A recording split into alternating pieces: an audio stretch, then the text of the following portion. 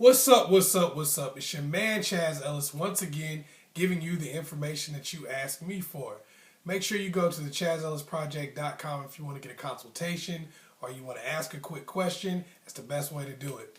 Also, go to Ask Chaz Ellis on Facebook if you want to check out some of the videos, some of the quotes that I do, and different things that I'm posting, be a part of conversations. Anyway, I get a whole lot of questions about no contact. How long does this take? How does it work? What do you do with it? How much time I need to put into this, those kind of things. And the biggest thing you have to look at with no contact is, I guess I should tell you more about why I'm such an advocate of no contact and what it's basically about. When somebody's not treating you the way that you like to be treated, when somebody is not committing to a relationship, or putting you in a friend zone, putting you in friends with benefits category, or you feel like you're kind of a substitute for who they really want, or maybe a rebound, or any of those kind of things. The reason why I'm such a big advocate of no contact is because it does two things. It gives you time to clear your head and kind of disconnect your emotions a little bit, and it also lets that person know that you're not willing to put up with the crap that they're doing to you, that you're not going anymore. Maybe you went for it for a while, but you're not going for it anymore. This is why we do no contact. Now, no contact is not a sprint, it's a marathon. A lot of people, and this is why I talk about no contact so much, because a lot of times what we want to do is we want a quick fix, and we feel like we're in a hurry. We feel like we're in danger of losing that person if we step back and take away contact, because they might get mad, or they might go find somebody else, or whatever the case may be. If you put together everything I ever tell you and everything I ever talk about, what do I constantly talk about? Giving good love, building value, building the best in yourself. This is so you don't have to fear doing something like no contact if the person's not giving you what you want in return, if they're not giving back, if it's not becoming a 50-50 type of situation. This is because you've built your value. You've put a lot into this situation. You've shown them good love. This makes it so that it's going to be a lot more difficult for them to just go out and find somebody else. Yeah, they might try to substitute you for a while, but you have to be in a situation where you're saying, hey, if that's what you want to do, do it. I'm not willing to put up with your situation. I'm not willing to put up with the way I'm being treated or what I'm not getting out of this situation. So if you want to go out there and try to find somebody else, go ahead and do it. It's kind of work, and for them, it's going to kind of work like this. Have you ever had a really, really good ass job? I mean, a really good job that you really liked, you enjoyed, you was making good money, everything was going your way, and then all of a sudden you lost that job for some reason, whatever the reason might have been, and you had to go and get a job, a temporary gig that was kind of like something you had done before, maybe, or something, along the lines of the stuff you used to do before, where it was some straight bullshit, and you knew it. Have you ever had to do that before? If you haven't, good for you. I'm glad, hopefully you never will. But if you have had to do that before, it is the worst experience ever. Because you're so used to being in a better environment that now you're like, man, I'm really back sweeping floors again? Really? Really?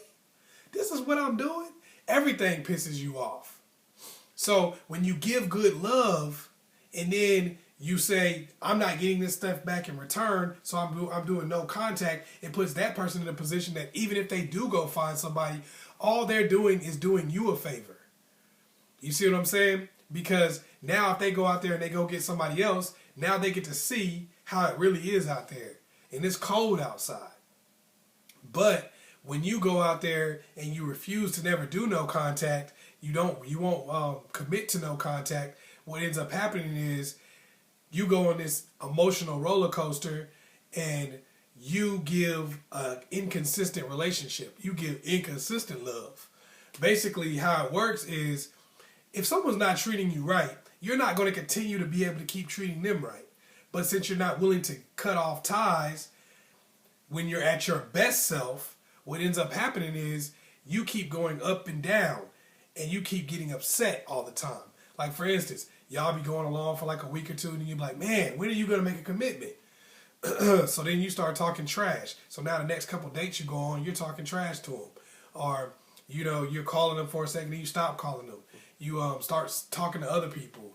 Yada, yada, yada. All these different things. You're not giving good love anymore. You're giving lower level love. So what usually happens in this situation, some of y'all probably familiar with this, might have happened to you already.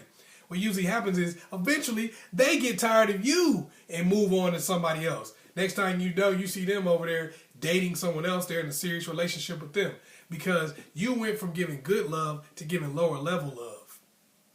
And now when they split off to somebody else, that person's best is probably somewhere around what your worst was. You see what I'm saying? Because what you were going through brought you down. That's why I say give the best love you possibly can. Be so into it, so interested. Love as hard as you possibly can. And when you're not getting that back, that's when you do no contact. That way, whenever you cut off contact from somebody, they're in a position where they have to go out there and try to find what you give. Don't do that wishy-washy no contact crap. And the reason why you don't do the wishy-washy no contact stuff is because they're still going to be getting you and that other person. So basically they have a relationship that's exactly what they want because they're getting all that good love from you, plus they're getting the freedom and the newness of dealing with another person. When you say no contact, you got to be serious about it. You got to be like, no contact, deuces, stiff arm, middle finger, index finger, follow, deuces. You got to get rid of them, be done with them for a while until they come back. You have to make them make that move because basically what you're saying to them is, this is how you get this good love. This is how you get what I'm willing to offer. And if you're not willing to do what it takes, then you don't get it. You go out there and try to get what you can from somebody else. Have fun with that. Hopefully you succeed. Hopefully you're okay.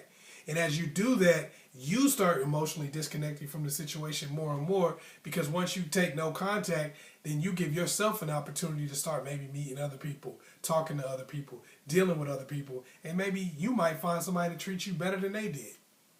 Because if they weren't treating you the way you wanted to be treated, it's a lot easier to replace them than it is for them to replace you when you were doing everything that they needed you to do. Be the best you can be.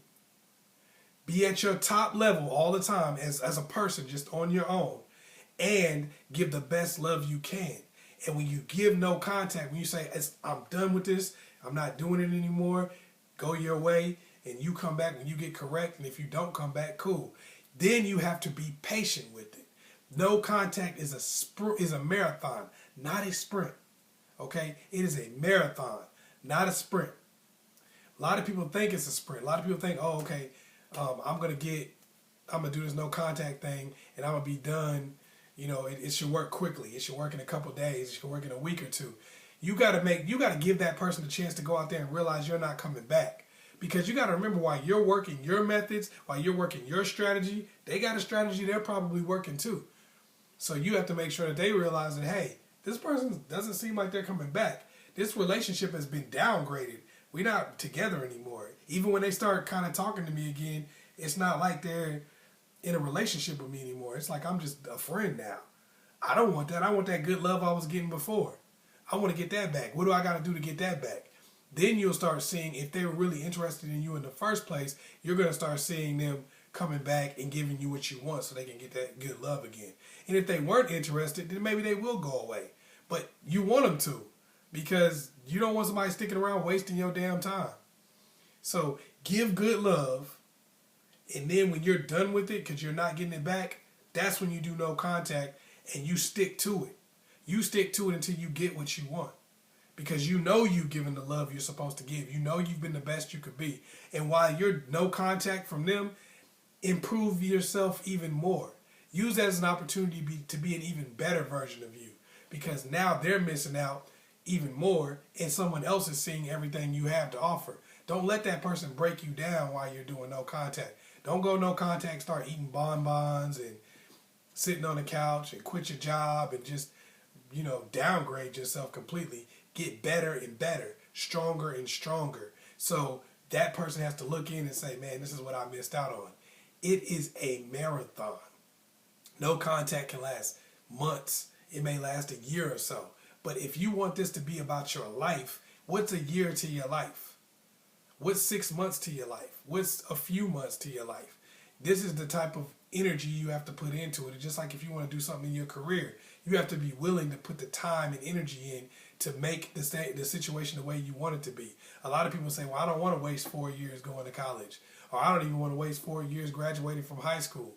Well, that's why you might be working, washing the floor somewhere. That might be the situation. If you want more, you're going to have to do a little more to get it. You're going to have to plant your mind into that and say, it's a marathon.